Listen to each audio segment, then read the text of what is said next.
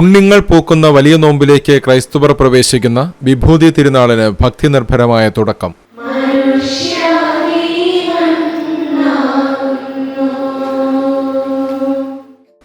നോമ്പുകാലത്തിന്റെ ആദ്യ ഞായറിന് പിറ്റേ ദിവസമാണ് സീറോ മലബാർ, സീറോ മലങ്കര സഭ അടക്കമുള്ള പൗരസ്ത്യ സഭകൾ വിഭൂതി തിരുനാൾ ആചരിക്കുന്നത്. ഈസ്റ്റർ ഞായറിന് 46 ദിവസങ്ങൾക്ക് മുൻപ് വരുന്ന ബുധനാഴ്ചയാണ് റോമൻ സഭ വിഭൂതി ആഘോഷിക്കുന്നത്. ലത്തീൻ സഭയിലാണ് വിഭൂതി ബുധൻ ഏറ്റവും ശക്തമായ പ്രാധാന്യം നൽകുന്നത്. അനുതാപത്തിന്റെയും ഉപവാസത്തിൻ്റെതുമായ യഹൂദ പാരമ്പര്യത്തിൽ നിന്നുമാണ് വിഭൂതിയുടെ തുടക്കം.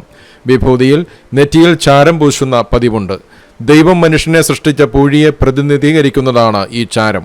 ഇന്ന് രാവിലെ സീറോ മലബാർ ദേവാലയങ്ങളിൽ നടന്ന വിഭൂതി തിരുനാൾ ചടങ്ങുകളിൽ നിന്ന് പശ്ചാത്താപത്തിന്റെ ഭാഗ്യചിഹ്നമായി ഞങ്ങൾ പൂശുവാൻ പോകുന്ന ഈ ഭസ്മം ആശീർവദിക്കുകയും വിശുദ്ധീകരിക്കുകയും ചെയ്യണമേ.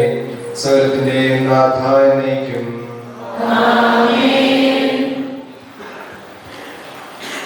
മനുഷ്യ നീ വന്നാകുന്നു